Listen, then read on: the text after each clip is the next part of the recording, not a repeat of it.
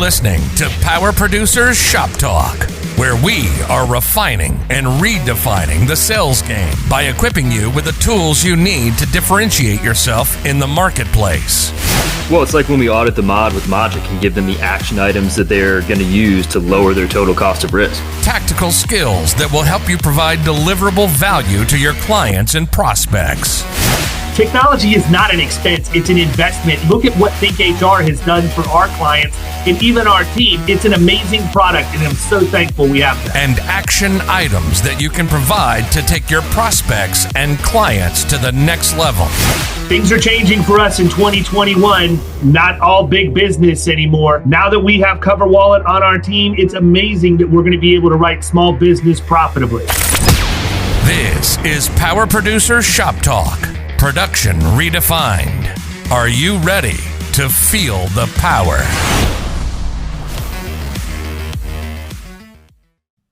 Happy Shop Talk Friday, as is often the case. This is the last thing standing between me and Key West. So there you go. Got to do it, man. It's been several months at this point. I have been anxiously monitoring the wind reports because I did not get to go fishing the last time. And well, it's supposed to be shit weather up here this weekend. Up here, is it but nice it's down there? Yeah, it's supposed to be nice. Actually, it looks like it's going to be absolutely perfect. Nice. Yeah. Well, that's all you can ask for. Yeah, I'm going to get my fair share of Key West in this summer. I'll be there three times within about 30 days. So. Yeah. You're going to get something that not a lot of other people get, though. You're going to get Key West with Doug Benz. Like that guy. There you go. That guy. Oh, how much I love Dougie. Doug Benz is like the quintessential guy that, he's got 6 kids to start out with. Right. God bless him. Hey, Doug, find a hobby, will you? But he is like the quintessential Brooks Brothers poplin suit with the striped rep tie at the office. But my man is going to Key West, and he is going to let loose. Like, he is the guy. Like, it always cracks me up because we were down there a couple of years ago, and if Caffeine Carl plays Purple Rain, I usually record it because he just absolutely shreds the guitar solo. It's so fantastic. But I'm like recording it, and I always go back and watch it when it shows up in my Facebook memories. And there's like all these old guys slow dancing with their women on the dance floor while they're playing Purple Rain. And you hear me say in the background, looks like a whole lot of people that are going to be doing other people's taxes on Monday are out on the dance floor. There's like a CPA convention down there or something. It'll be a good time, man. It'll be a good time for sure. Looking forward to it. Little known fact, I just chartered the Fury Catamaran for a private welcome reception and sunset cruise. Ooh. And we will be the only people on it, our group. Nice. So, there you go. Beer and wine included. Excellent. Yeah, man. So just little foreshadowing of some of the events that will happen down there, along with some good conversation and things. But regarding good conversation, we were talking about this as things are getting back to normal. We're at a point where we need to start probably thinking about marketing drops in a little bit more seriously, with a little more clarity as to how we're going to approach this, because it's been a while. And, I know that I've gotten emails from a lot of people. I've probably gotten 25 or 30 emails from people asking if we're doing drops right now, like we talk about on the podcast. And I have said, no, we're not. No. Yeah. We've sort of taken a hiatus from that. We've had Marvin calling. We've had a lot of inbound digital stuff happening. And, truthfully, part of my concern is that gives me a little bit of a false sense of security, because while it's nice to have that kind of cadence and that stuff coming in, I can't promise that it's going to continue to happen. Like, maybe we've just hit a really good patch, and so sure. I think that at this point is the country, for the most part, turned the corner with COVID. I think it's time, man. I think it's time we start getting out and getting after it again. Yeah, I agree. I mean, and we've talked about it a few times, that it's been, it's just been a weird situation, because initially when everything was shut down, we go 100% virtual, and then it's kind of come back a little bit, and then everything got shut down again. And it's just like, are people going to be there? Are people doing a hybrid situation where they're at home some and then at the office? It's like, when, but that's not really the whole purpose of the drop. It's really just to go in, put a face to a name, get yourself, in there and find out who the right person is to talk to.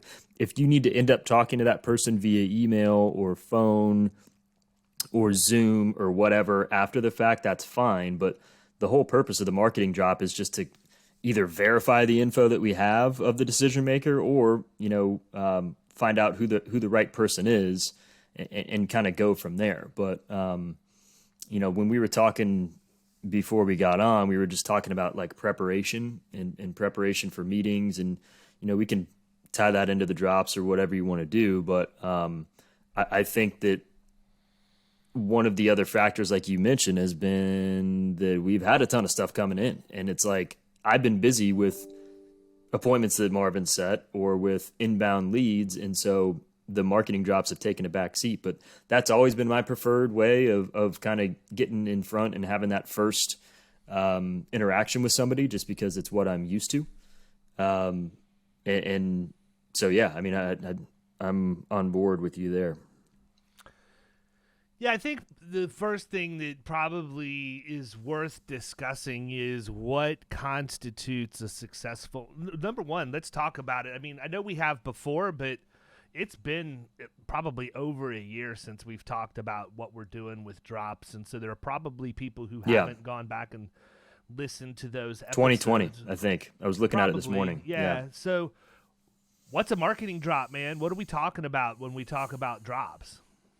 Yeah. So, I mean, like I said, it's going into businesses and it's cold. Like I have not spoken to these people before, in most situations. Now, sometimes I may do a follow-up drop or whatever, but I'm like, if we're talking about the first initial drop, it's businesses that I've researched and targeted that fit in our, target class of business that I want to get in front of. And maybe I have some information on who the decision maker is. Maybe I don't, but that's the whole purpose of me going in. Like I was just talking about, it's to get myself, let them see my face and know who I am. And also for me to know who the right person to talk to is there. That's all I'm trying to accomplish. And it's so much easier than like when I was doing office supplies, I had to make the sale when I walk in. So whether that was the fourth or fifth time I went there, sometimes more than that, or whether it was the first time, I'm going in every single time trying to make a sale. That's not what I'm doing here. I'm not going in trying to make a sale or even really have a discussion about their insurance at all at that point. I'm just trying to verify I've got the right decision maker and what the best way is to get a hold of them, when they're in, when they're out, and so forth, so that I can set up an actual meeting where we're having a more in-depth conversation. So what do you consider to be a win? Like, what's a good drop? I mean, because there's a good drop and then there's a great drop, right? A great drop, in my opinion, is decision maker happens to be there. They come out, they introduce themselves, they give you their card with all their contact information and say, I'd love to talk to you at some point. Feel free to reach out to me and we'll get something set up. To me, I agree. That's like, Happy Gilmore's Happy Place with Grandma playing the slots and Shooter McGavin, hanging out with the midget on a tricycle. And, that's the absolute perfect thing for me, right? But right, I agree. I don't think that happens all the time. In fact, that rarely happens, right? So what if there's probably several different variations of what you would consider to be a good marketing drop. Like, hey, you know what? This was worth my time to come in here today. Mm-hmm. What's that look like?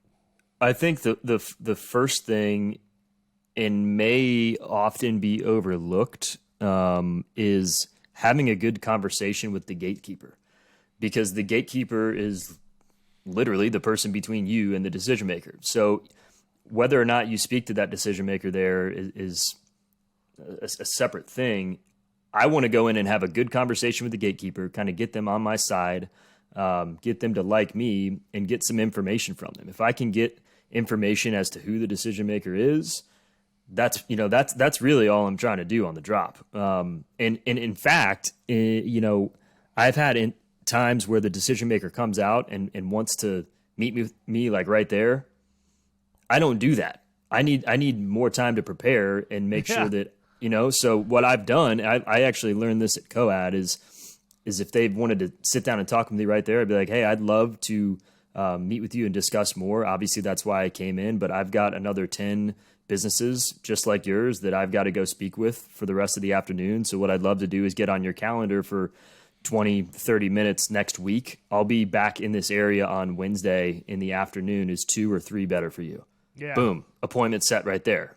So hopefully that answers what you're Yeah, that's a good asking. one. But I mean, I think too, man, from my perspective, just getting the information and validating, who it is, that to me, if at a bare minimum, that's what I want to get. And I agree with you that having a conversation and getting the gatekeeper on your side is good.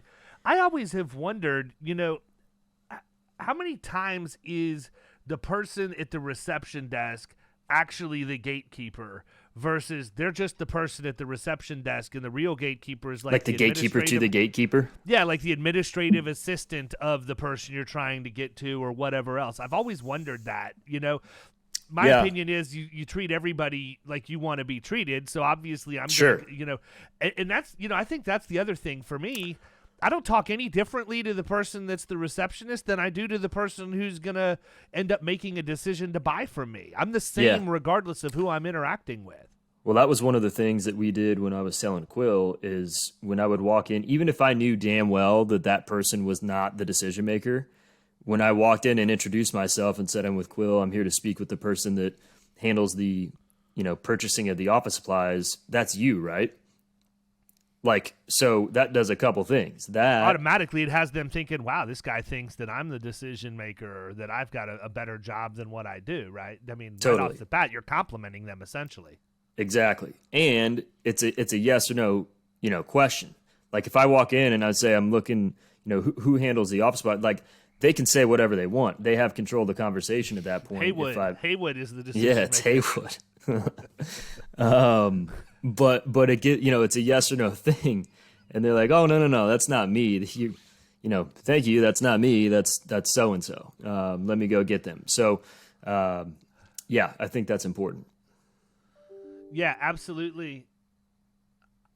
I think also, that if you can go in and, my thing is I want to figure out what that person likes.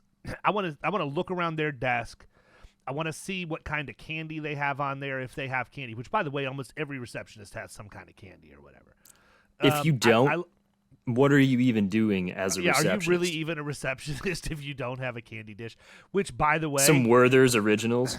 Do not give me those little things that are wrapped up to look like strawberries. I hate those things. Yeah, well, so there's two different kinds, and they're, if you're not paying attention, you can really do yourself in. There's a good one, and there's an absolutely shit one. As a connoisseur of fine of hard the candies found in reception areas. You've got to understand, for 5.5 years, I was walking into 30 or 40 businesses every day, so I knew my way around the candy bowl. And there are 2 different ones. You've got to make sure you get the right one.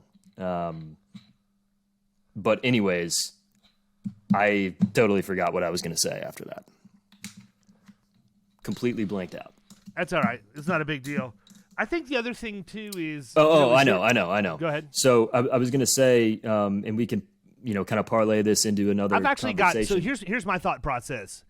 We talked about kind of what a drop is, what we consider to make it successful and all that. I think we need to do another episode on preparing for the drop, what you should have with you, what that looks like. And then I think the third episode on what you do after you do the marketing drop to follow up and make sure that everything has been successful. I think that gives us 3 solid shop talks, and we should be golden. Cool. Yeah, so the last thing I would say is, I want to get like a coffee preference, candy they like, anything along those lines, right? Because if I can then come back the next time and have that Starbucks order for them with me, or, if they like Girl Scout, right now is a great time to talk about Girl Scout cookies, right? Find out what everybody's Is there ever flavors. a bad time to talk about Girl Scout Well, cookies? I'm just saying it because they're accosting me in front of every store that I attempt to walk into right now. That's why I don't go to stores. This is why, the Girl Scouts are on the streets and they're looking to close, So, But I think that's another easy one to break down the barriers, and you find that out, and then you take them some Girl Scout cookies. And I've said this one before, but I want to do it one better than anybody else would. Throw the extra 2 minutes on it. Mm-hmm. I'm going to go ahead and throw a cooler with some dry ice in the back seat of my car or truck now, and I'm going to have an option of Thin Mints that's frozen and an option that's room temperature. So when I walk in, I can offer them, which one do you like? Do you prefer frozen Thin Mints, or are you a savage? Are there actually people out there that want room temperature Thin Mints? Do those people exist? If you are, if you're listening and you're a room temperature Thin Mint person, let us know. I'm curious. I can't believe that there are actually people out there that exist that like that. But the other thing too that sometimes is overlooked is you're talking about paying attention to things they like candy and stuff that they may, coffee that they may be drinking, stuff that's in their office too, whether it's, maybe a diploma on the wall or some sort of, something that you can talk about and maybe find common ground with, or ask them deeper, question them further when you come back and meet with them, or come back in and do a second drop, so forth. I found that to be very effective to, not only build rapport, but give you credibility and differentiate yourself from other people. If you're paying attention to some things that they've got in their office, whether it's just something cool that you see or something that you actually can relate with them on, I think that's huge. Yep, absolutely. Well, ladies and gentlemen, that's what a marketing drop is. Mm-hmm. We're going to talk to you next week about how you prepare for a marketing drop. But guess what? If you want to touch and feel what the preparation of a marketing drop looks like, you could come and join us in the Power Producers Mastermind, where we have a private LinkedIn group, bi-weekly conference calls, and one-on-one coaching as needed, where we can brainstorm and share everything that we do to make things work in the real world and collaborate with other agents that are trying to do the same. Check it out at killingcommercial.com.